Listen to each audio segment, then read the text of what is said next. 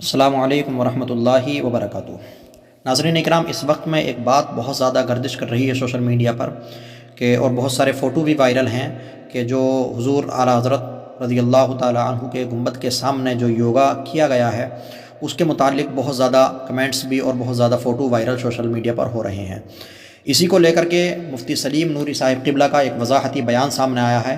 وہ بیان میں پورا آپ کے سامنے رکھتا ہوں، آپ لوگوں سے گزارش ہے پورا سنیں اور آپ دیکھیں اور آگے اس کو لازمی طور پر شیئر کریں۔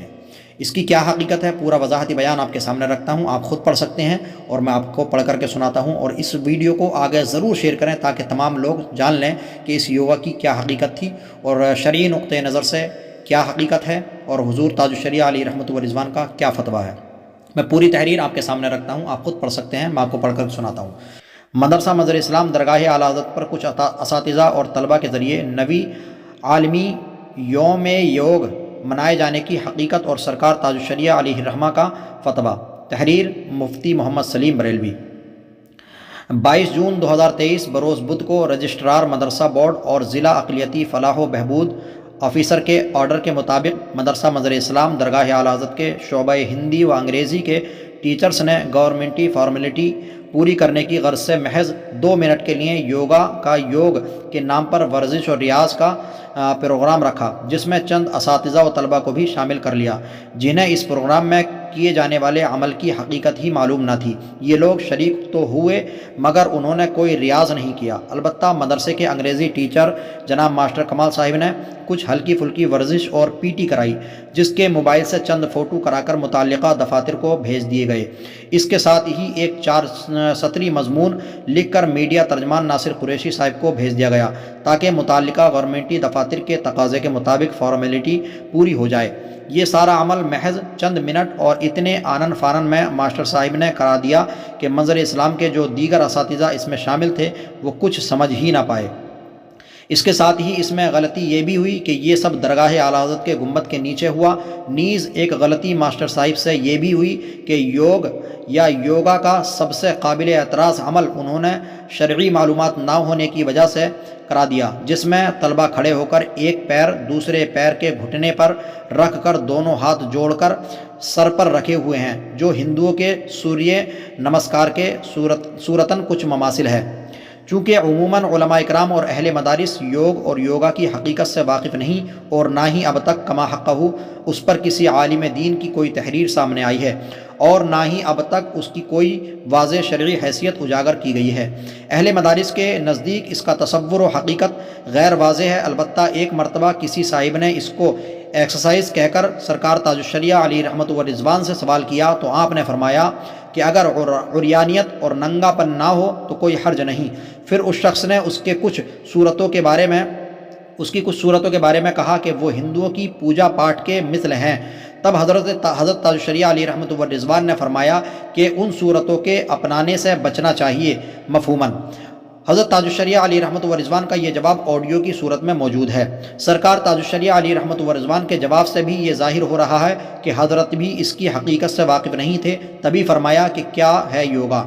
اس لیے عموماً اہل مدارس اسے اسکولوں میں رائج پی ٹی یا ریاض و ورزش سمجھتے ہیں، اور جب سے حکومت ہند نے اسے عالمی سطح پر منعقد کرانے کا فیصلہ کیا ہے تبھی سے گورنمنٹی محکمے اپنے ماتحت اداروں کو اس سلسلے میں آرڈر جاری کرتے ہیں۔ اس سال یہ نواں انعقاد تھا۔ گورنمنٹ سے ملحق اور منظور شدہ یو پی کے مدارس پر بھی ہر سال اس کے انعقاد کا دباؤ ہوتا ہے، جس کی وجہ سے کئی سال سے خاص کر سال گزشتہ سے مدرسہ بورڈ سے وابستہ سارے مدارس ہی اس کا انعقاد کرتے ہیں، مگر محض ورزش و ریاض یا پی ٹی سمجھ کر۔ بہرحال یہ جو کچھ ہوا وہ یوگ اور یوگا کی حقیقت سے ناواقفیت، اس کے غیر واضح تصور اور کسی بھی دارالفتہ سے اس تعلق سے کوئی واضح شرعی حکم جاری نہ ہونے کی وجہ سے ہوا۔